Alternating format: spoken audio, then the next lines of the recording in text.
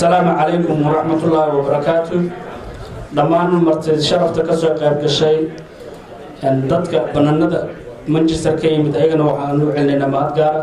أن طبعا سيدا أطلسوا عتنعاو حنسبقي ماني هاشي بالارنت إلا سوق قبتي هتين رير مانشستر قاسة رير موسايد أن قوليه لقى جاري عدنتي لو عدنا يورالكن كونسلر مهدي شريف أن وعاود بلدكيدي وحن ما دعنا مرتدى قارقة أنا لجوكته ووريان قضياشنا شريف زينو أليستر أو ها كونسلر موسايد أن غابرييل أو حاسكيسة أيضا ما دعنا هاي وين مضحكة أن عبد حسين يقدميا جاليد سومالان أن عبد الله عثمان جغر وأصنع قافدون ما دعنا لما مرتدى كسوق بشود علينا وحن كرمت علينا تي في دقائق برنامج كان قلقا قادنايه ان Somali Cable TV iyo Somali National TV inta waxaan leenahay maad garan u celinaa barnaamijku waxa ila daadhin doona cali oo garab taagan sida aad la socotaan waxaan rajaynaynaa inuu barnaamij qurux badan noo noqdo haddana waxa inala soo socdo oo naga soo qayb gali doona xafladda Councilor Mahdi waxaan jeclaan lahaa in la soo dhaweeyo waxaan soo dhaweynaa Councilor Mahdi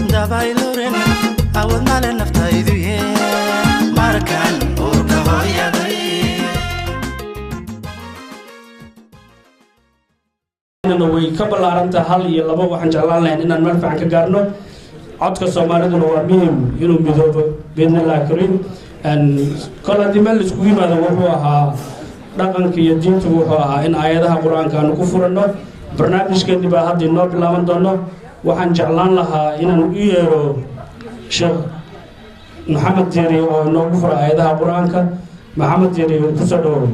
أعوذ بالله من الشيطان الرجيم. بسم الله الرحمن الرحيم.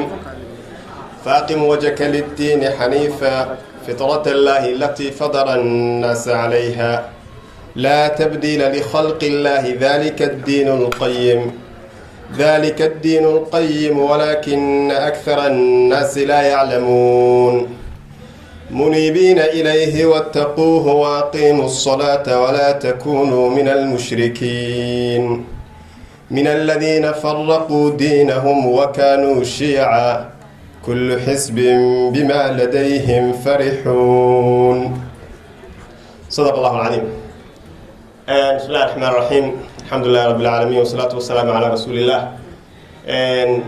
ومعلم بركيسا وجمعة ساعده قدام بيجي maalinta jimcaha xadiista iyo nabiga kaleey salaatu wasalaam rasuulay noo sheegay waxa jirta saacad ilaahay subhanahu wa ta'ala qofka waxa uu weydiisto uu ajiibo oo maalinta jimcaha ku jira culimadu marka ay falanqeynayaan iyagoo khayrkaas fi gudo ka sheekeynaya waxay isweydiiyaan saacadaas meesha ku jirto culimadu badan baa qaba inay saacadaas ku jirto salaada casr ilaa maghrib inta laga gaarayo إلهي سبحانه وتعالى وحوديسنا إن الساعة النقطة ساعة بركيسن وإلهي سبحانه وتعالى خيري وقلوبتنا يسوتي مادو إلهي سبحانه وتعالى دمجنا نوضعفين وهيكنيو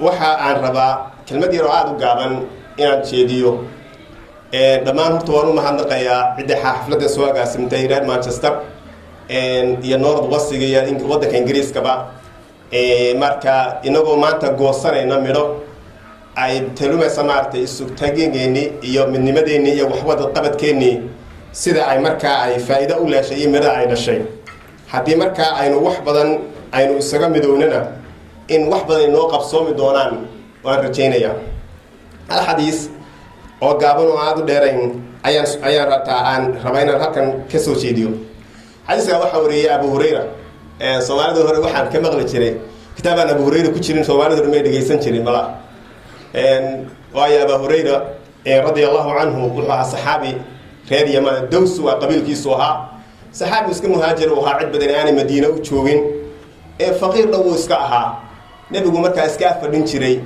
إنه علمك كوله ولا حكمة إله سبحانه وتعالى هاي إن صحابك فهمك بدن إنه مركز نبي عليه الصلاة والسلام كوله حديث كنبي وحنا كتير عشان الصحابي علمك النبي كوريه وحنا ورنشري مركز تذكر قفصدان إن واحد من النبي كشيك تذكر يعني شيء كتيرين ما هذه كوجو عن وحوها وروحان هاوي وقف مسكينة كنت ألزم رسول الله على شبع بدني نبي وحنا أكتشوا كتيرين تعالوا شيء وحكوا كتيران لكن ولا لا إذا كله أنصار نبي بايع مشركوا يكون مقنعين مهاجرين تكلم مكة كي مدينة يربع مشركوا يسكوا تيران وحولنا ما لهين marka wuxuu ku jira shanta saxaabi ee nabiga xadiiska ugu fara badan marka ka wariyay ka marka Soomaalidu dhahay kitaabana Abu Hurayra ku jirin dhinaca dhinaca oran jireen waa xadiistii culimadii loo akhrin jiray say u badnaayeen xadiiskaas wuxuu nabigu calayhi salaatu wasalaam yiri in Allah yarda lakum thalatha an ta'buduhu wa la tushriku bihi shay'an wa an ta'tasimu bihablillahi jami'an wa la tafarraqu wa an tunasihu ma wallahu Allahu amrakum rawahu Imam Muslim radiyallahu rahmatullahi alayhi wuxuu nabigu calayhi salaatu wasalaam yiri ilaahay saddex buu raali idin ka noqday ina ilaahay keligii caabudaan oo idan shirki ku sameeynin cid kale ilaahay ku xidhiid cibaadada ilaahay leeyahay haday bariyo noqoto haday inaad xukunka iyo cidda markaa wax isku qabsataan ay ku kala saaray in xukunka ilaahay noqoto hadii ay baahi iyo wax ku qabato cidda aad u caraysiinada awliye qabru yeeran inaad ilaahay subhanahu wa ta'ala keligii aad caabudid oo inaad ilaahay wax ku xidhiid inaad ilaahay shirki ku raacin wala dambiga ugu weyn ee ilaahay laga galo waa dambiga noocaas wuxuu kaloo nabigu calayhi salaatu wasalaam yiri ina markaa midowdaan oo xariga ilaahay dhamaantii qabsataan oo aydan kala tagin tasaddexaadna waxa weyn dadka muslimiintii haday cid kale u dhiibtaan oo cidaasi sida sharciga ah ee waafaqsan talada loogu dhiibo oo qofkaasina ku haboonay qofka in lala taliyo garabka la isla taago oo wuxuu qaldan laga saxo waxa uu markaa saxana lagu kaalmeeyo oo laga hor keenin muran iyo dood aan laga keenin marka xadiiska waxa inooga muuqday ikhwaani fillah ilaahi nabiga calayhi salaatu wasalaam sidoo isugu xiray ilaahi in la caabudiyo illa midooba inaanay kala maarmaynin ruuxantii maraba inaan halkan wax badan aan ka sheego bardhaxaas ayaa waxaan damcayna ururiyo qofka Soomaaliga waxyaabaha uu bini aadanka adduunka ku nool kaga duwan yahay waa iska research ka socda waxyaabaha ruuxantii isweydiina waxa kamid ah markaa bini aadanku waxay jecel inay midoobaan isu tagaan laakiin ninka Soomaaliga waxa uu jecel yahay inuu midnimada inuu ka tago oo uu ka jecel yahay inuu keligii noolaado oo uu markaa aanu cid wax la midoobin adduunyadan ilaahay subhanahu wa ta'ala sidoo inuu abuuro wixii noo sheegay ay noloshu ay tahay khuluqa insaanu daciifa qofka bini aadamku uu taag daray qofka bini aadamku waa ijtimaaci dhaqankiisu oo cidada uu ku diiqadooda ولذلك حتى قفك الصومالي بل حتى يسوي إنه قف وحلقة قصدان وتشعل هدي أي دولة إنجليز كمل علاد دجسو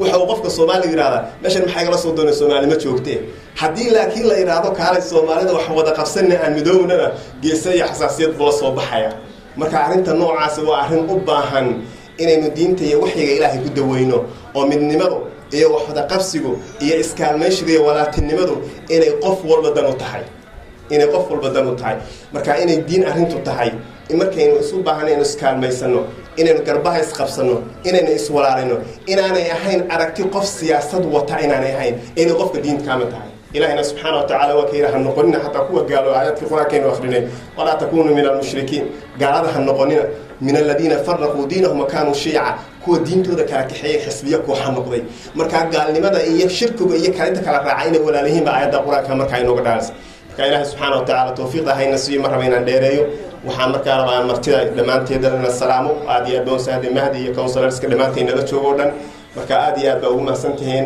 حفلة فرحت ده إيو كسوق بجاك إن يسميدوا أيضا كورد من قبل المقطع وأنا ديكوهم بلينا يا تن هدينو جانينا متكش الشيء أينو جاندنا ما هذا شفتان مارت روحانتي برتواحة يافرينو اسكو مارتي عوالي علوي قويان بالي يعني waxa looga jeedaa ceelku Soomaali maadaama in meel adag oo roob biyo ku yar yihiin ceelka in xoog loo qodo baahan yahay laakiin afartan haday isku qulub yihiin ay dhabka yihiin meeshii biyo ka soo saaraan biyo ka soo saarayaan marka tan ceel ka soo saarnay birina dahabkii ceelkii bishadaakii gudaha wadanka yaalayna way noo taala tawfiiqda Allah inoo waafajiyo sheekh ajr iyo xasanaad Allah ka soo aayadihi iyo kalmadihi wanaagsan oo loo jeediyay mar labaad iyo mar saddexaad waxaan idinkaga mahadcelinaynaa waqtigiina qaaliga ah ee aad soo geliseen dhammaan martidana waxaan leenahay ayaguna aada u mahadsan yihiin kale waxaan ku socon doonaa barnaamijkeena waxaan jeclaan lahaa anoo ugu mahad celinahay tviyada national tv Somali cable barnaamijka wanaagsan ay noo qabanayaan inaan ugu yeero gudoomiyaha jaaliyadda Soomaaliyeed mudane Maxamed Axmed Geese aad ku soo dhawaado. Assalaamu calaykum waraxmatullaahi wabarakaatu. marka hore waxaan rabaa inaan mahad celiyo dadkan sharafta leh ee maanta meeshii isugu yimid iyo raggii soo qaban qaabiyay barnaamijkan sharafta leh oo maanta lagu soo dhaweynayay consular Mahdi oo kamid ah consularada magaalada Manchester kamid noqday muddo badan la sugayo waaye dad badan ayaa u soo shaqeeyay oo ka qayb qaatay campaign-kii iyo hawshii iyagana waa mahadsan yihiin raggii arrintan soo qaban qaabiyay waa mahadsan yihiin waxaan rabnaa inaan isxusuusino haddii la wada shaqeeyo sida Sheekh Maxamed Diiriye oo sheegay ay dadku midnimo muujiyaan wax walba waa la heli karaa waxaan gaari karnaa European Indian gaari karnaa laakiin anaga nagu xiran tahay consularo fara badanna waa yeelan karnaa laakiin waxa la rabaa in dadku isku xirnaadaan la iska warhayo halkaan dhibaato nagu hayso waa ognahay waxaan joognaa wadankan dhibaatooyin badan jira waa ogtiin waa ka warhaysiin dhalinyarada dhibaato ku dhacaysa dadka kale dhibaato ku dhacaysa haddii aan arintaas loo midoobina meel lama gaarayo marka waxaan rabaa dadka inaan ku baraarujiyo in mar walba laga shaqeeyo in la isku duubnaado waa ogtiin caruur fara badan la qaatay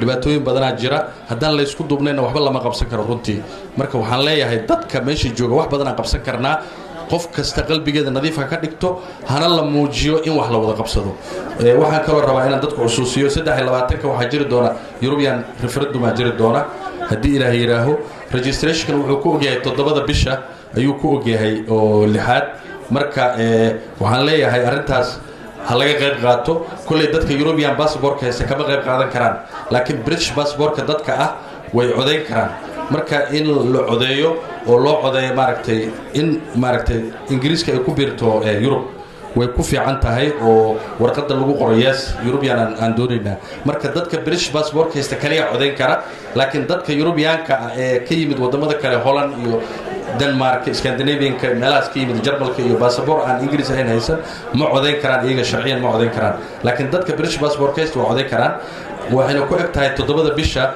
June ku eg tahay 23 waa maalinta referendum dadka kaararka loo soo diray dadka aan kaararka loo soo diray waa inay registration sameeyaan haddaysan registration sameeyaan ma codeyn karaan maalinta u dambaysa hadduu qofka kaarka u imaan waayana maalinta 23 maalmaha ka horeysa hala hadasho xafiiska oo consulka ay leeyihiin oo ku shaqale codbixinta ku shaqale hala hadlo waxa laga yaabaa inay warqad gacanta ka soo siiyaan ama by email ay u soo diraan dad ayaan warqadaha marmar u imaanin marka taasna waa arrin muhiim ah insha Allah hadii alla yiraaho dhammaan waa ay mahad celinayna insha Allah hadii Ilaahay yiraaho dadkan noo yimid oo consular Aliskog oo hadda shaqadii ka dhamaatay booskiisana hadda waxa jooga Mahdi isagoo shaqo badan soo qabtay isagana waa u mahad celinayna insha Allah hadii Ilaahay yiraaho waana mahadsantihiin intaas ayaan hadalkii ku soo gabagabeynaa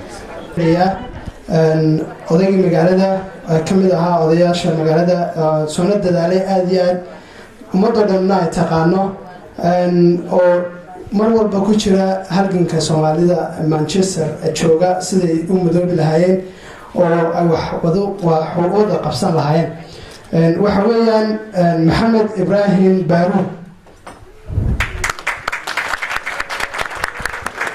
Ibrahim Maxamuud Baaruud baa leeyahay xajuur leeyahay magacayga marka horeysa cidii aan aqoon magacaygu waa ka laano waxa jira qolyo dibadda inuu ka yimi oo laga yaabo inay magac kala sii qaataan oo dib kale yahay aan ka yahay intaas waa iga sixis marka ku soo noqdo xafladda tan waxaan marka ugu horeysa u mahad celinayaa dadkii soo abaabulay ka soo shaqeeyay juhdiga badan geliyay in kastoo aan rabana ka horeysiyo ma hadda ugu horeysa ugu dambaysiya ugu horeysa Ilaahay ba iska leh inuu suurta geliyay inaynu qabano xafladan dadkii arinta ku dadaalayna ma hadda labaad baan u celinayaa waxaan ma hadda saddexaad u celinayaa ka soo qayb galayaasha dadka ka soo qayb galay xafladan quruxda badan sida fiican runtii indhahayga soo jiidanaysa aad baan idinka mahad celinayaa soo ajiibteen idinkuna shacabka ka soo qayb galay iyo madaxda ama kuwa cusub ee hadda la doortay ha noqdeen consularka cusub ama consularkii hore ee magaalada ahaa ee uu bedelay Mahdi ha noqdo dhammaantood aad baan ugu mahad celinayaa aad baa ilaahay baa mahad saan sheegay leh maadaama caawa wax badan baa laga dhawaajiyey maxamed wuxuu yidhi research baan ku sameeyey soomaalidu waxay jeceshahay laakiin waxaan rabaa research inaan ku sameeyo soomaalida sidii lagu daweyn lahaa midmidhka iyo goonigoonida ay uga bixi lahaayeen ilaahay waxaan ka baryayaa tawfiiqda ilaahay inaan waafajiyo insha allahu tacaala isagaa iskale cidduu doonana isagaa haday cidduu doonana isagaa dibka leeyahay markaa waxaa ilaahay aan ka baryaynaa in ilaahay dadkeenna qulubtooda soo jeediyo waxaynu degannahay dalka ingiriiska magaalada manchester khaasatan aad baan ugu mahad celinayaa mar labaad sidii dhiirinimada lahayd ee ugu geesinimada lahayd ay ugu dhiirradeen inay ka qayb qaataan haddii ka leeyahay doorashadii consularka cusub ee magaalada Mooside xaafadda Mooside aniga qudhayda damac baa galay dream baa galay waan riyooday waxaan ku riyooday anigoo ku qabsaday maayirka magaalada anoo lay doortay waan ku riyooday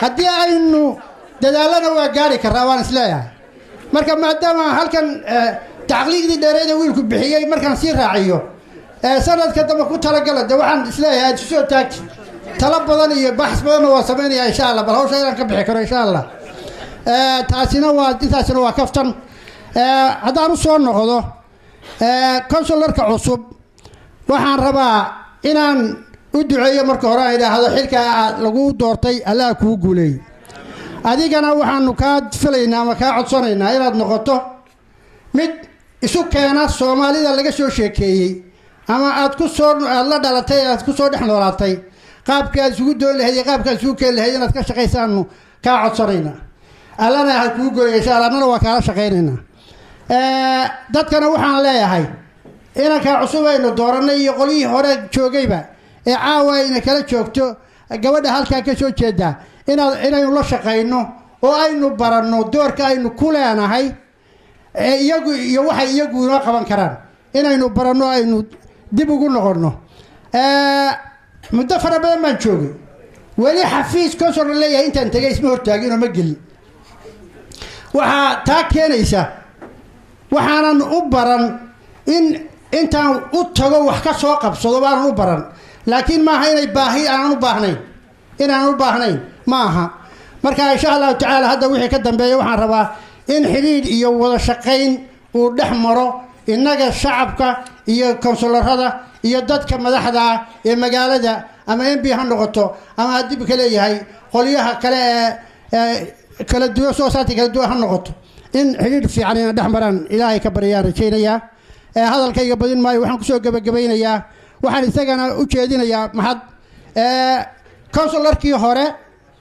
alex baan u jeedinayaa iyo marwadiisa oo caawa halkaynu kala soo qayb galay waxaan leeyahay dad badan markaan daraasadeeyey aan baaray dad badan baad la shaqaysay aad baa lagugu mahad celinayaa anigoo ka wakiila dadka reer Mooside communityga Mooside waxaan leeyahay aad iyo aad baad u mahadsan tahay Alex. Thank you very much for your support for the Mooside community. Thank you very much, Alex.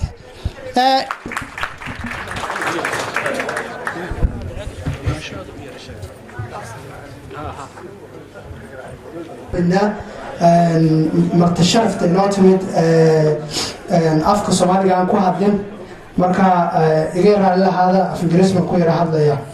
And it's time now to introduce our special guest, very special guest who's always worked very hard to build communities together in Manchester and across the whole Europe. And this gentleman has been working very hard in the parliament. As you all are aware of, there is a referendum coming up and he has been campaigning that as well. Please welcome to the stage Mr. Khan, not a TV guy, this guy is a politician. Brothers and sisters, Assalamu alaikum wa rahmatullahi wa barakatuhu. Can I say first of all how delighted I am actually to be here to celebrate this wonderful victory of Mahdi Shariif Saab, we say it in Punjabi and Urdu. So we're giving him a title with the Saab as well. So giving his hand together for him. I think it's wonderful. We also have Alistair here, Samim here as well.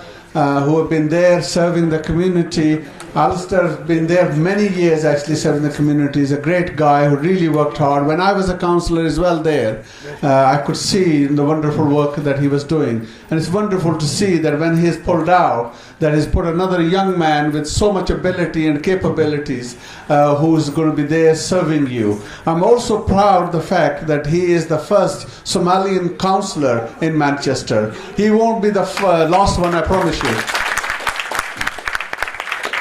You know, end of the day, as a community, we have to make sure that we engage.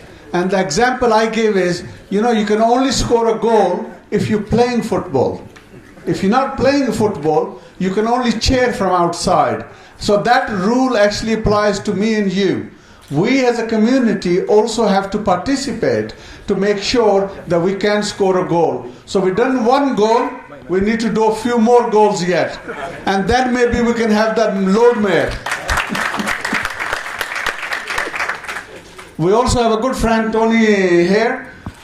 Tony Lloyd is someone who's been serving for at least 29-30 years. He served at every level. He was someone who was a councillor, who then became an MP, and then he was a minister in the Foreign Office, and then he became a police commissioner, and at the moment he's an interim mayor. We want to remove this interim away from that to make him a mayor next time around. The third thing I want to say is this. One other big thing which is going to actually be there for us on 23rd of June, and that is to do with the referendum, whether or not Britain should be part of the EU, or whether we should pull out. And I'm saying to you, as an MEP, day in, day out, who does that work, that actually it is in our interest that we are part of the EU. So why is it that it's in our interest? Well, for a start, we live here in the EU, in the Northwest. In the Northwest, we get more from EU than what we are putting in. As a Britain, again, half of our trade, all the businesses we do in the world, the biggest partner actually is EU, and they are also our neighbors. So if we want to be successful, if we want to have 3.5 million jobs as well, then we need to be there. But that isn't the only reason. The other reason is at the heart of the EU is the idea of peace. So you get in EU an institution which actually stands up for peace and which has actually delivered peace. The longest period of peace the EU has ever seen actually has been part of this. Before, every 30-40 years you had these wars going on. When you look around the world, all the problems and the wars we have, again, you see it's EU which is force for peace. And I say to you further, you know, last year we had the Gaza. I remember that. I could see the suffering and the pain which the Palestinians were doing.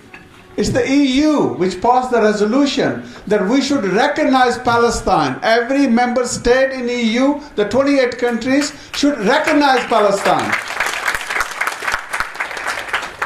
EU is also the one which then put sanctions saying that anything which is produced from occupied land, which is Palestine, actually Israel should not be allowed to put their label on it.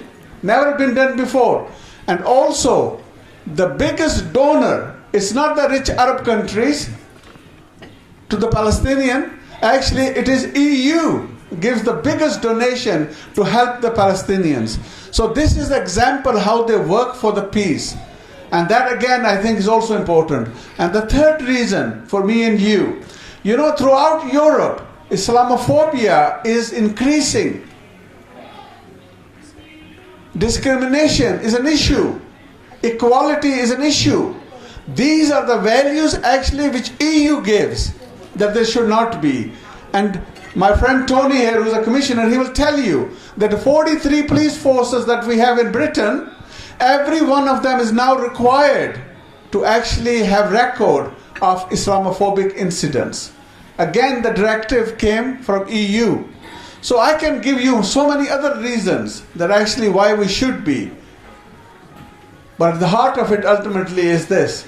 We have one world, one humanity. So we should be working. This is the message of Islam, of peace. This is the message of EU as well. So we should be working together and we should be there. And my appeal to you is, on 23rd of June, you need to go out and make sure you vote. Just like you voted to get Mahdi in, we've got to make sure to keep Britain in the EU. Thank you very much. Inshallah we'll work. And MB Hafsal, Adi Adabasi, thank you very much. And haddana waxaan jeclaan lahaa annagoo tixraacayna barnaamijkan iyo siduu u socdo waxaan idinkaga mahadcelinaynaa sida quruxda badan le aad u fadhiisateen iyo maashiin waxaan u mahadcelinayaa martida meel fog nooga timid reer Bristol iyaguna waxaan leenahay soo dhawaada magaaladu waa magaaladiinni marti kala tiiqaleeba xildhibaanadii hibaaq iyadana way nagu soo socotaa kol dhow way noo iman doontaa insha allah sida aad la socotaan waxaan jeclaan lahaa inaan u yeero gudoomiyaha jaaliyadda Somaliland ahna gudoomiyaha xisbiga kulmiye Manchester Abdullahi Osman Jiqire waxaan leeyahay ku soo dhawow shacabka golaha sharafta leh marti sharafka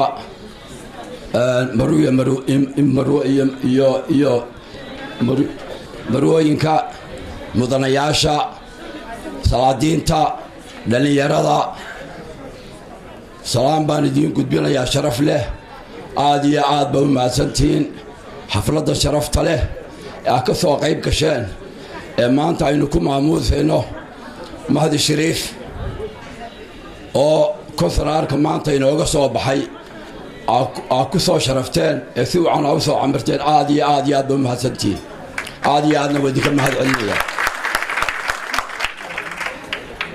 inkastoo nin aftahamiyo dee ugaaskii igu horreeya hadalka haddii nin aftahamiyo kaaga horreeyo hadalka dee wixii la yidhi aad odhan lahaydba horta dee waxa yidhi ugaaska oo igu horreeyey waxaan aad iyo aad ugu faraxsanahay maanta innagoo kiigii Moosed helay oo aynooga soo baxay nin Soomaaliyeed oo maanta inoo jooga oo aynu wax gashanay isaguna wax inoo qaban doona oo maanta sharaf inoo ah halkan waxaan ka salaamayaa martida sharafta leh inoo timi alasta kogos Samiin Cali iyo maayarka Tony Lo aad iyo aad baan u salaamayaa iyagana salaam baan u gudbinayaa waxaan maanta idiin sheegayaa maanta waynu wadaynu nahay shacabka halka degan waxa aynu doonaynaa waxaynu helay ama aynu ku dadaalay waynu gaadhnay isku tiirsanaanta iyo waxqabadku waynoo fiican yihiin wataa maantaba aynu guul ku gaadhnay wax badan oo inaga dhinaa ayaynu maanta qabsanay waxaynu keensanay nin konsular oo Soomaaliya ayaa maanta inoo yimi waa nin dhalinyaro han leh hankana taariikh buu leeyahay ila awow ayuu hankiisu soo taxnaa isaguna hankii uu ku dhasho maanta uu ku kacay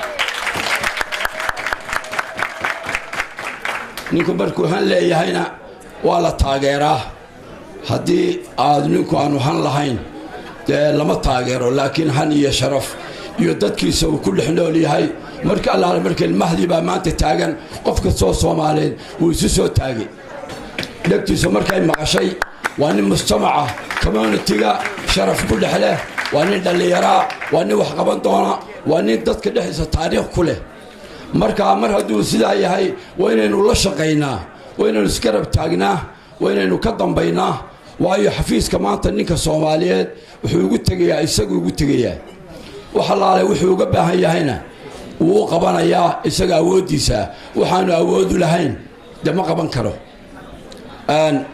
haddii ila dadku qabyaalad maaha laakiin gobolka Sanaag gobolka Sool buu ka soo jeedaa magaalada Laascaanood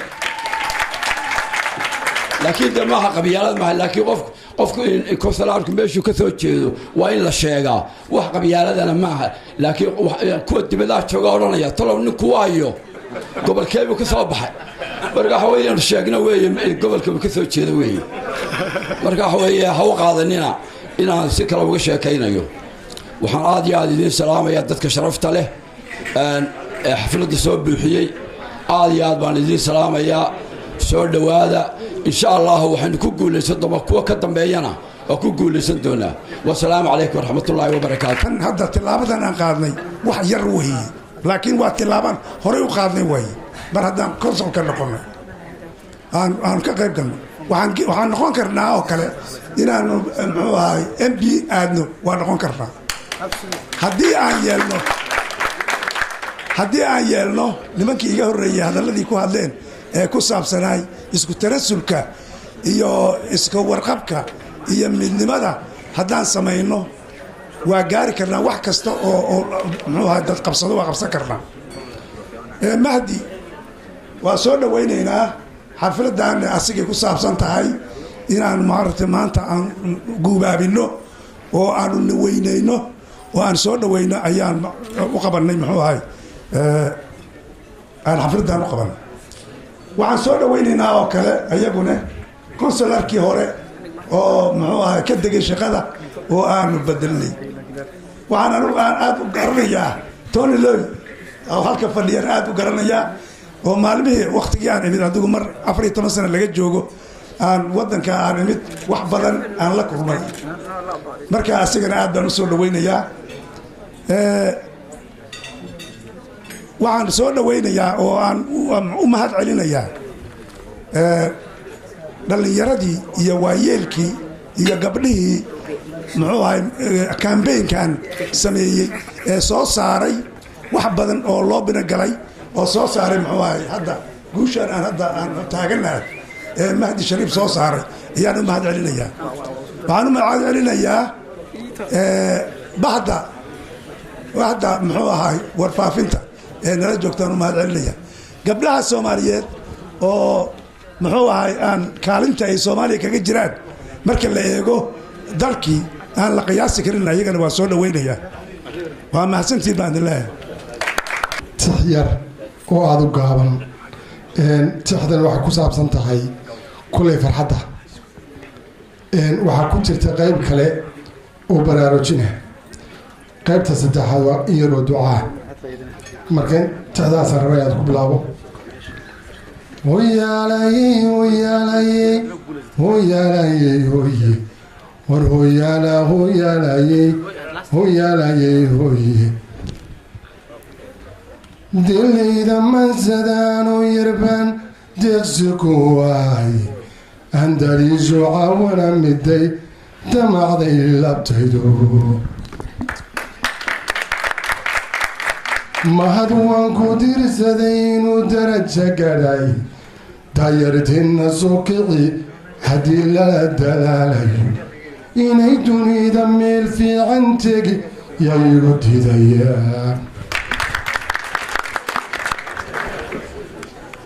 dugsi malee qabyaalada haddii la iska daynayo soomaaliyo isku duuban uliya turkeeda inay dooni waxay heli karaan yaygu diidayaa inkastoo dalkeennii burburay difinaga gadhay inkastoo dadkeennii u qaxay duni ka gesgeeda inkastoo qaxootigii dulligiina yarta dunshay diinteenna wacan baan cidnaba doorin karaahayn dhaqankeenna degan baan cidnaba doorin karaahayn misna dunida inaan maamushaan dabaacay weyaaniye afarta damashadka farax diririgtay sidhi dirbaan lay garaaciyo mushxarad mabaan doonayni dibu liqa hadhuftay mid baan idin daraysiin dibu liqa hadhuftay mid baan idin daraysiin dadkan wada taariibaya dollar lagu wale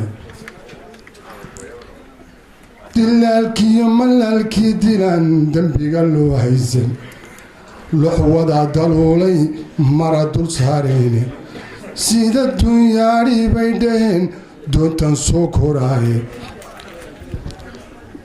badda markay dul marayeen ayay wada dakaameyne dadkan leedayee libaax duxday hilibkooda midka dabadayaalee la wadhay sidii dhar duugoobay hooyadan ilmada duugaysee dilalyadu hayso ka duurduurta lacagta dirtaan dishay caruurtiine afarkaana waa gulahay dayin midan tuugay dalku nabadahoo dowlad talinayso dadkoo wada bogsoodoon xumaan cidiina doonayni khayraadka dihin oo dhammaan laga durduurayo inay dunidu noo soo qaxdana ducada aamiinta. Please welcome to the stage that is Alistair Cobb. He's the previous councillor and great to be here with you. Thank you very much indeed for that warm welcome. It is like coming into a family here. When you walk in, everyone greets you with such warmth and affection, and that's much appreciated. It's been a real privilege being a Labour councillor for the past 14 years. But for the past 40 years, I've been a Labour supporter living in Moss Side with my wife Gabrielle. So together, we've been working for Labour for 80 years. Now you can't believe we're that old, can you? But my wife is a little older than I, a whole year older. So that partly explains it. But I've been really proud to be a Labour councillor, because I think that it is Labour who wants to work to bring the communities together, as Tony was talking about. I think the election of Mahdi was an amazing event, and we're also proud within the Labour group in Manchester that we now have Mahdi Shariif as the first Somali councillor on the council, and I think it's a wonderful achievement. Well done, Mahdi. I think the election was very interesting for a number of reasons. You may have seen the results. Mahdi's majority was very large, and what the election showed was that really it's only when we work for the whole community together that people want to support us.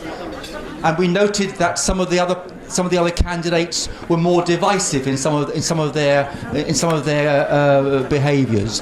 And we believe very strongly that we want to work together with the whole Moss Side community, which includes the Somali community, to make Moss Side a better place. I am about to retire. I did tell the story at my retirement event that I went to St Mary's Primary School to listen to some children talking about some of the research they'd done in their school. And they invited me to return in 2 or 3 months' time, and I explained that I'd probably be retired by then. At which point a young girl pupil, put up her hand and said, "Councillor Cox, you're far too young to retire." So I don't intend to retire fully, and there are a number of things that I want to do. One thing I want to do, and I challenge some of the people here to help me with this, is to learn some Somali. Now, wouldn't that be a good thing to do? So I'm looking for a kind and patient teacher. But the other thing I want to do, well, there are 2 other things I want to do. I want to challenge you here this evening. There are some bad things happening to some of our young people. There are some deaths happening to some of our young people, and we cannot tolerate that. And we have to work together as a community to put that right. At my retirement event, it was held in the African Caribbean Sports and Social Club. And at that event, there were lots of people from all the communities working together. And we really must come together as Somalis, as African Caribbeans, as white British, to make sure that our young people feel they have some hope and some possibility for their futures. So I do challenge you today to work with Mahdi to bring those communities together and to get some of those young people talking to each other. Because although there is a lot of conflict between young people, I'm sure there's more that brings them together than divides them. And you as a community must help us to find a way forward in that. And the second thing I want to do during my retirement is also to recognise that in many ways Moss Side is a very religious place. Within half a mile of where I live, there are so many churches and places of worship. There are mosques, there are Catholic churches, there are Methodist churches. I go to a Baptist church. all within half a mile of where I live. And I think there again that there is a task for us all to work together to really identify what it is that brings us together, what we share, not what divides us, but what brings us together. And in that way, use our faith networks to make Moss Side the kind of creative community which we know it really is. So I hope in all those ways we'll all work together, and thank you very much for the opportunity to talk to you this evening. On behalf of SASCA, Somali Adult Social Care Agency, I would like to welcome our newly elected councillor, Mahdi Shariif, and congratulate him for successfully winning this year's local election for Moss Side.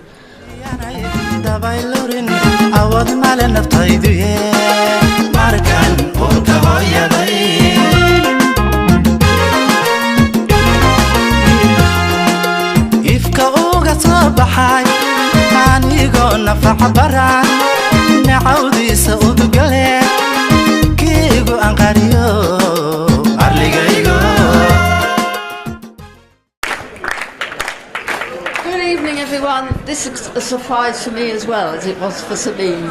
I would simply want to say how lovely it is to be here tonight. I'm particularly pleased that this is a celebration of Mahdi's election. We've long hoped to see more young people from the community becoming involved in politics and taking a role of leadership in the community. And I'm delighted that Mahdi has stepped up. It's not an easy job for him to do. It's not something that is a kind of honorary or a position that people just have in order to have a position or a name. Being a councillor means working really hard, as Mahdi's already discovered, that people call on you at all sorts of times of the day and the night. But we're delighted about Mahdi. I'm delighted because having been involved with the Hideaway for so many years and working towards young people becoming more involved, working together, it's great that Mahdi, who's been involved in the Hideaway and owes some, I think, of his success to the work of the Hideaway, is now a councillor. So well done, Mahdi, and thank you very much. Assalamu alaikum wa rahmatullahi wa barakatuh. First and foremost, I would like to congratulate Mahdi Walalke for being elected as the first Somali MP. Councillor, sorry. My mistake. Somali councillor.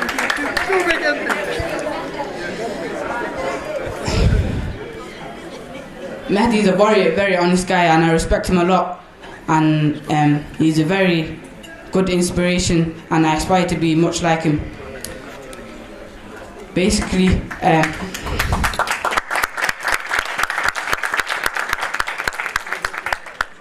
in the past couple of months, we've had very bad tragedies within the community, which needs to change immediately, because young men only 2 years older than me have been dying on the streets, and we cannot let that happen. And I pray to Allah that one day, wallahi, we can live in a community of peace and a community of hope. Jazakallah khair. horta marka hore waxaan mahad gaara siinayaa Mahdi oo ahaa aan xasuusto 2005 kamid ahaa dhalinyarada isboortiga ee footballkan sameeyay ka soo qayb gali jiray maantana consularka maxaafada ah wuxuuna og yahay dibta jirta dhalinyarada haysata siiba dhalinyarada grassroots-ka oo waxaan u jeedaa dhalinyarada isboortiga ee xaafada Moss Side.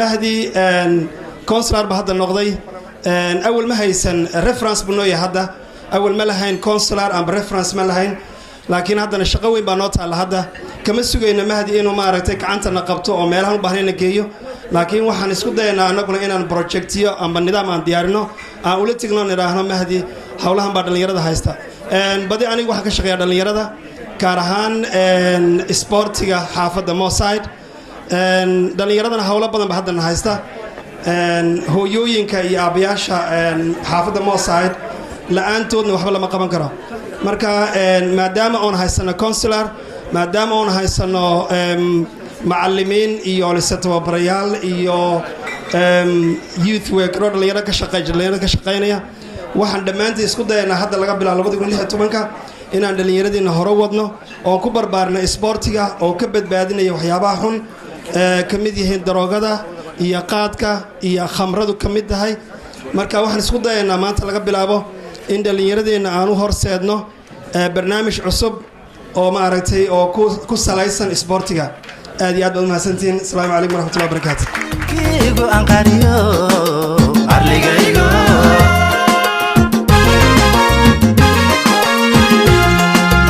ifka uga soo baxay anigoo nafac baran aan cawdiisa udgale kiigu anqariyo arligaygo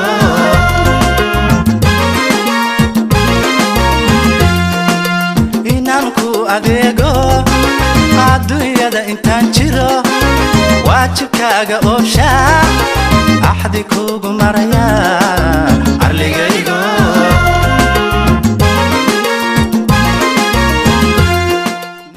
I want to now welcome the previous MP and the councillor, Tony Laird, who has always been working hard for the communities across the whole Manchester.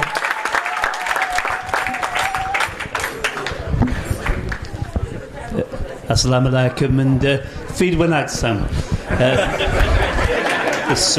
I shall now speak in English. I'm not going to start with Mahdi. I think I'm going to start with Alistair Cox. Alistair Cox has been my friend for many, many years, and Alistair was a great councillor for the Moss Side area. And many, many of you have known how Alistair helped you over those many, many years. Alistair's only a young man, but he's decided to stand down from the council. But there's a big thank you from me. I think a big thank you from the Somalian community to Alistair.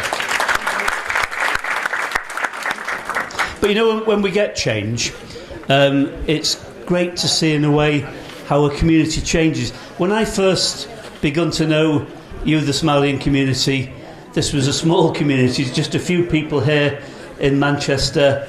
And maybe like a child, it's taking the first steps in Manchester very slowly, very tentatively. But this is a community that's no longer a child, it's grown up. And it's got its own children.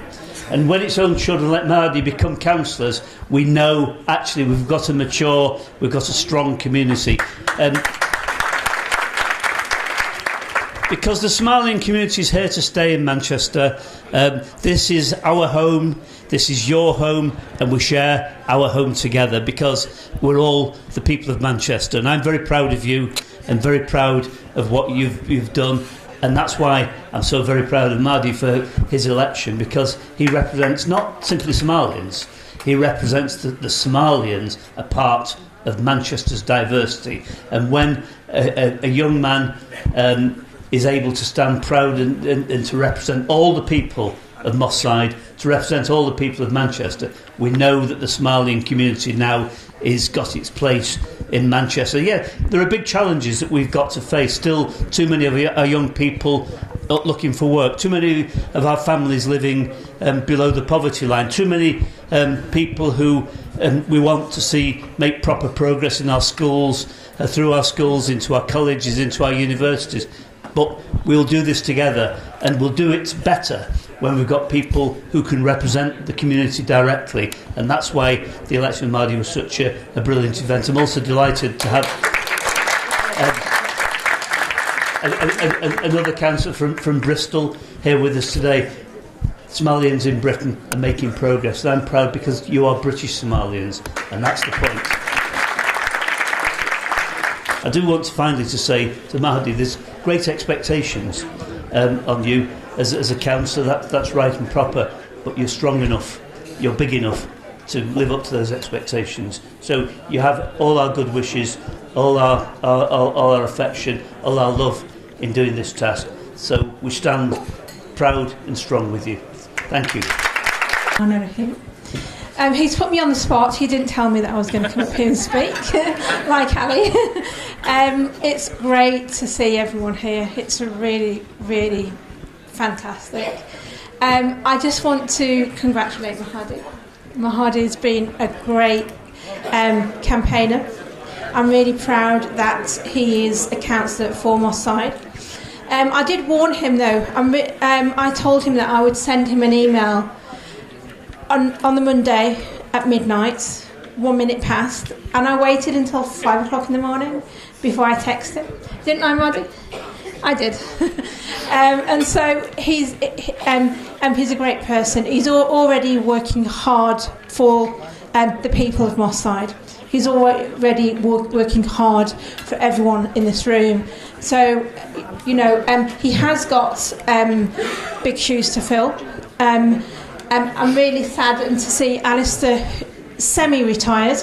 He hasn't fully retired because he's still working for the people in Moss Side, although he says that he has retired, but he hasn't. And so I just want to wish Mahdi a great time. I wish Mahdi the best of luck, and I'm here to support him as best as I can. Thank you. marka hore waxaan aad iyo aad ugu mahadnaqayaa mahadda Ilaahay kadib inamadii iyo ama gabdhihii ka soo shaqeeyay xafladan sida heerka qaran loo soo agaasimay waqtigooda qaaliga galiyay mahadnaqa kadib waxaan iyagana aad iyo aad ugu mahadnaqayaa marti sharafka inala joogtay gobolada ka timid iyo konsuladana iyo MB-ga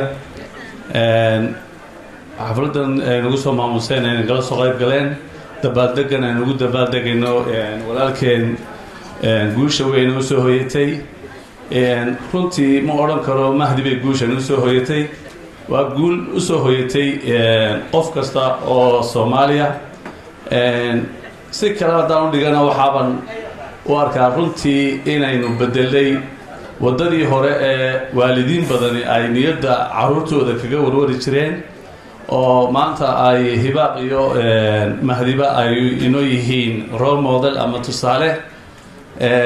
tusaalahaas oo aan filayo in jiilkeena dambana ay maanta haystaan cid ay ku daydaan oo raacaan halka kuweenii hore aanaynu hayn cid inaga horeysa kolay waxaan filayaa caruurteena dambana inay naga nasiib wacan tahay oo haystaan maanta cid ay ku daydaan marka mar labaad iyo mar saddexaad aad iyo aad baan ugu mahadnaqayaa Mahdina waxaan Ilaahay uga baryaynaa in xilkaas loo idmaday in Ilaahay u dhib yareeyo dhammaan community-ga Soomaaliyeedna aad iyo aad baa mahadsantihiin mar labaad iyo mar saddexaad waan idin mahadnaqayaa waa mahadsan assalaamu calaykum السلام عليكم ورحمة الله وبركاته مركب وهرسا waxaan doonayaa inaan salaamo martida sharafta leh ee caawa nala fadhida iyo qof alla qof kasta oo Mahdi soo dhiirigeliyay oo caawiyay maanta inuu ina hor fadhiisto isagoo xildhibaan wadanka Ingiriiska ka ah aad iyo aad ayay idin mahadsantihiin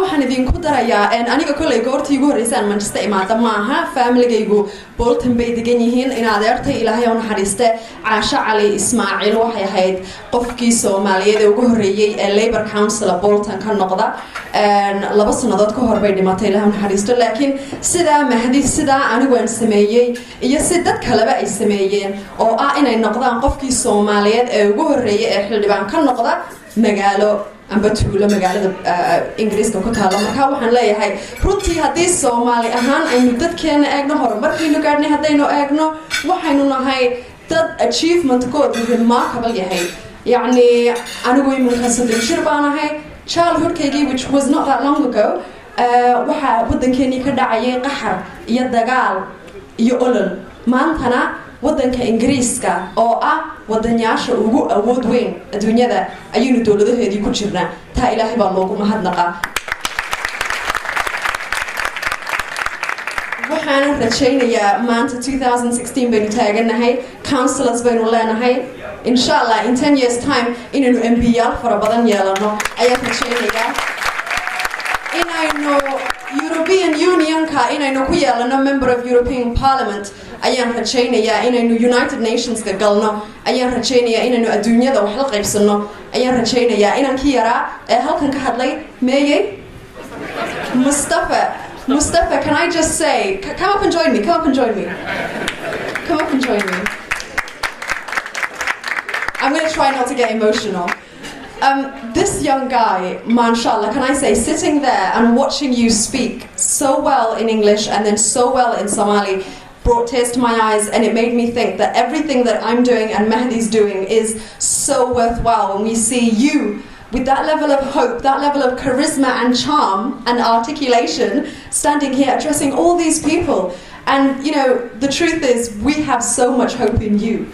These people have a lot of hope in us, and Mahdi's hope and my hope very much rests in you. And can I say, you're doing so well. And can I just suggest that you shadow Mahdi for the next couple of months or weeks in events and things like that, because I would definitely like to see you speaking on my television screen. So a big hand for Mustafa again. Thank you so much, Mustafa. You're what our dreams are made of, and hopes and everything. You're welcome, Walala. taa waxaan kasoo xigsiinayaa haddaan tala yar Mahdi siin lahaa kolay anigu iminka 3 sannadood iyo badh ayaan xildhibaan magaalada Bristol ka ahaa dadkeenu runtii Mahdi oo waa dad wanaagsan dhinaca xukunka laakiin waxa laga yaabaa inay ku yar adag tahay marka waxaad u baahan tahay walaal inaad samirtid waxaad u baahan tahay inaad ogaatid Soomaalida Manchester degan badankoodu way ku codeeyeen badankoodu way ku taageersan yihiin mandate baad leedahay marka sidaa daraadeed criticism ka dhageyso laakiin markasta ogow adigu waxaad haysataa mandate ka the majority of Somalis in Manchester. So the important thing to remember, kalsoonida ka qaado dadka jilicsanna dhagta u dhig. I'm sure waad u dhigi doontaa. Baatiin farkaliya foolma dhaqdo. looma baahna qof kasta oo qolkan jooga ama magaalada jooga intuu soo cararo inuu file soo qaato yirahdo Mahdiyow iga caawi maxaad ii qaban kartaa Mahdi awood uma laha inuu 24 saacadood taagnado qof kasta kiiskiisa xaliyo waxa la idinka baahan yahay idinka lafdigiina marka dadkiina wax qoro dadkiina activist-ka organization yaasho inaad u timaadeen oo isaga lafdigiisa aad taageertiin oo aad la fahamtiin community-ga 99% dad wanaagsan weeyaan laakiin 1% waxa ku jira dad ku raaxaysta inay had iyo jeer soo hadal qaadaan dhibaatada community-ga iyagoon xal wadin marka waxaan idin kula sii dardaarmayaa anigu dhinaca siyaasadda mashkiladda soo hadal qaada laakiin xalkeediina idinkoo wada ula imaada Mahdi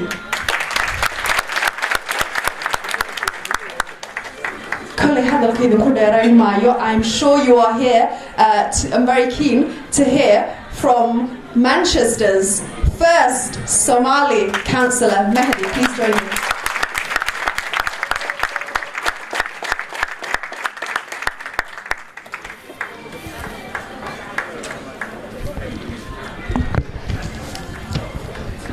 Bismillah.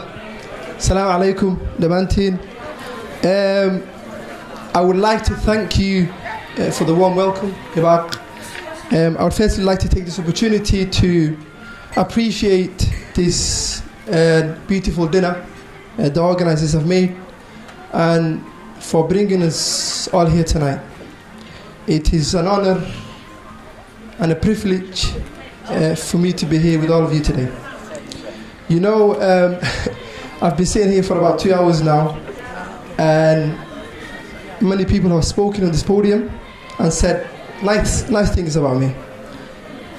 Someone, you know, and I think some of the things that have been said about me might be a little over exaggerated. I honestly am humble by the sincerity of the warm words, so thank you very much.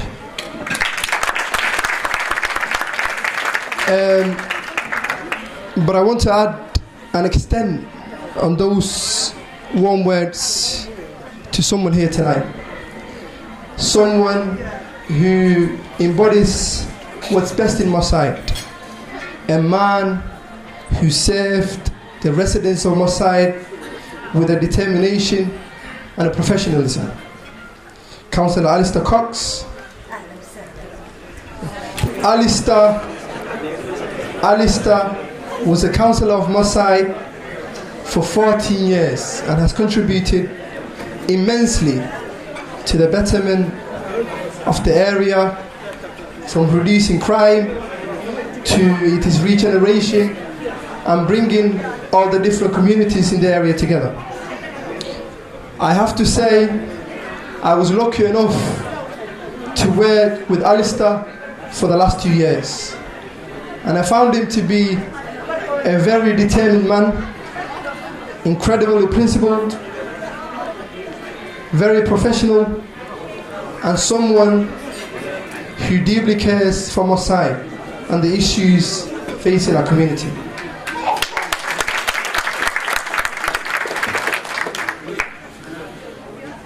Alistair has been living among the community for the last 40 years. And although he has retired now,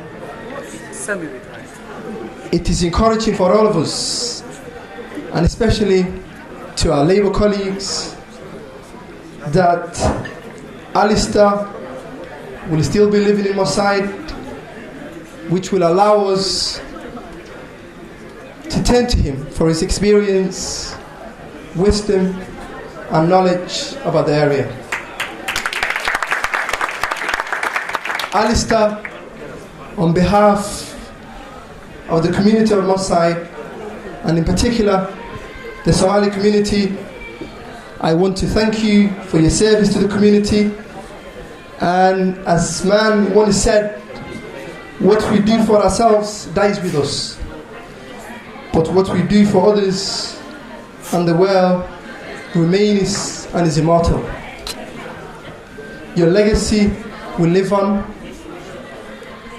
and will be continued as long as Labour and the local Mosside Labour Party are at the helm. I would also like to take this opportunity to thank Gabrielle Cox. Gabrielle is the brain behind all the literature and all the work that you see Mosside councillors are doing in Mosside. She's the chair of the Mosside Labour Party, and of course was a councillor in Mosside, for Mosside, more than 4 decades ago. Gabrielle, I would like to thank you for everything you've done for Mosside, and in particular, I would like to thank you for your support to me personally. At times, you pushed me to the limit, but I must say, it was all for a purpose and for the benefit of the community, so thank you very much. You know, when I joined the Labour Party, I never thought that one day I would be standing here as the first councillor of Somali heritage in Manchester. And I must stress that it all happened because of the support that people like Alistair, Emily, Gabrielle, and the rest of the Mosside Labour team have given me. And I am truly grateful for that support. So thank you very much. Thank you.